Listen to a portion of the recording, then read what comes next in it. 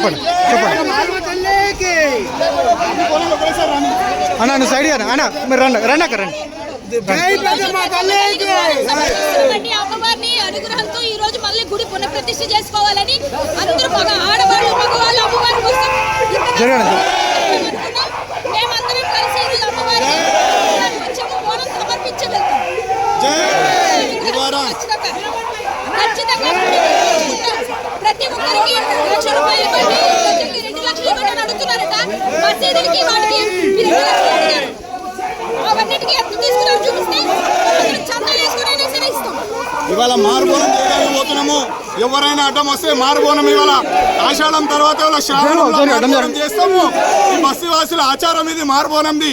ఎవరైనా అడ్డం వచ్చినా ఇవాళ అవమానం చేయాలని ప్రయత్నం చేసినా ఇది ఊరుకోము. ఇది మొత్తం తెలంగాణ యావత్ తెలంగాణలో అవమానం జరుగుతుంది.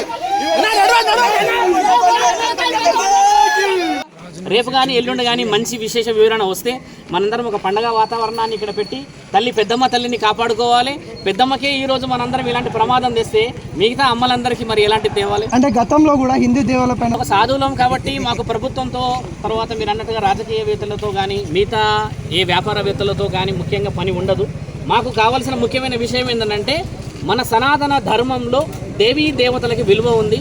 అలాంటి దేవీ దేవతలందరినీ మనం కాపాడుకోవాల్సిన అవసరం ఉన్నది. కాబట్టి ఈరోజు మేమందరం కూడా ప్రభుత్వాన్ని ఒక ఆలోచనతోని ముందుకు తీసుకొచ్చి చెప్పిన ముఖ్యమైన విషయం ఏంటంటే 100 గజాల స్థలం ఇచ్చి మిగతా స్థలాన్ని వాళ్ళు ఉపయోగించుకున్నా కూడా పుణ్యమే. కాబట్టి ఆ 100 గజాల నుంచి ఈరోజు చూడండి సుమారు వారం నుంచి ఎంతమంది వస్తున్నారు. వర్షంని తర్వాత ఇక్కడ ఉన్న ఆ ప్రాంతంలో చాలామంది ఇంట్లో నుంచి బయటకు వచ్చి బోనాలు పెడుతున్నారంటే వాళ్ళందరికీ గౌరవం. 80 సంవత్సరాల చరిత్ర ఉన్న గుడిని గులగొట్టుకోకూడదు. నమ్మకం ఉందా అండి? ఖచ్చితంగా రావాల్సిందే కదా. ధర్మమే గెలిచింది అనేది మన దాంట్లో శాసనాల్లో పెట్టకపోవడం అనేది ఉండదు. ఎందుకంటే ఉన్నతంగా వాళ్ళు లేఖలన్నీ స్వీకరించారు. ఒకవేళ వాళ్ళు లేఖలు మనం పెట్టిన లెటర్స్ కానీ నిన్న కలెక్టర్ గారి దగ్గర పెట్టాం, మన మేయర్ గారి దగ్గర పెట్టామనంటే వాళ్ళు కాగితాలు తీసుకోకపోతే మీరు అన్న ప్రశ్నలు రావాలి. కానీ వాళ్ళు కాగితాలు తీసుకొని విచారణ జరుపుతామన్నారు కదా. ఇప్పుడు ఈ రోజు కూడా మేము అక్కడ ఉన్న వ్యక్తులతో మాట్లాడినప్పుడు కలెక్టర్ సంబంధించిన వాళ్ళు ఏమన్నారంటే వాళ్ళు 4 days టైం తీసుకున్నారు.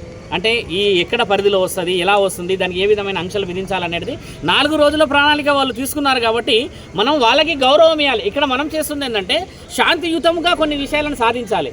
కాగితం మాట్లాడే అంతగా మనిషి మాట్లాడినా కూడా విలువ ఉండదు. కాబట్టి ఒక కాగితం వస్తే రేపటి రోజు తరతరాలకి ఈ గుడికి విలువ తెలిసి వస్తుంది అనేది మా ఆలోచన. కాబట్టి నిన్న చాలామంది అక్కడికి సాధు సత్పురుషులు కూడా వెళ్ళారు కదా, మీరు ఛానళ్ళలో చూశారు. వేరే వాళ్ళు సాములు వెళ్ళారు, వేరే సంస్థలో ఉన్న వాళ్ళందరూ వెళ్ళారు. కాబట్టి ధర్మాన్ని కాపాడడానికని మనం వెళ్ళి ధర్మాన్ని గెలిపించుకున్న భారతదేశం ఇది. మన దేశమే గెలిచింది, మన ధర్మమే గెలిచింది, మన సనాతన ధర్మమే గెలిచింది. కాబట్టి సాధువులందరూ ఏకమైన తర్వాత గుడి తర్వాత మీరందరూ ఏకమైన తర్వాత భారతదేశంలో ఉన్న హిందువులందరూ ఒక విధంగా రావడం చేత ఈ విధముగా వచ్చిన గుడికి ఖచ్చితంగా పునరుద్ధరణ ప్రభుత్వం ఇవ్వాల్సిందే. కాబట్టి ఖచ్చితంగా వాళ్ళు ఇవ్వరు అనేది లేదు, ఖచ్చితంగా ఇస్తారు. వాళ్ళు ఇవ్వకపోవడం అనేది కుదరదు. ఎందుకంటే మనం అడుగుతుంది ధర్మంగా అమ్మ గుడి అడుగుతున్నాం కదా, మన ఇల్లు అయితే అడుగుతలేం. కాబట్టి ప్రభుత్వం కూడా ఖచ్చితంగా వాళ్ళ మనసులో ఆ పెద్దమ్మ తల్లి మార్చి ఆ పరమశివుడి ఆజ్ఞను తీసుకొని ఈ గుడి ఆభరణ అంగరంగ వైభవంగా మనందరం రావాలి. సోదరులు చాలా మంది ఛానల్ వాళ్ళు చేయడం చేత చాలామంది వస్తున్నారు. కాబట్టి మీ అందరికీ ప్రత్యేకమైన కృతజ్ఞతలు. ముఖ్యంగా ఈరోజు అక్కడ బోనాన్ని సమర్పించిన ఆ కారణ జన్మల తల్లులకు కూడా నిండుగా సుభిక్షత సౌభాగ్యం రావాలని చెప్పేసి సాధు సంతులు అందరం కూడా ఒక పిలుపునిస్తున్నాం. స్వామి జై శ్రీరామ్, జై శ్రీరామ్.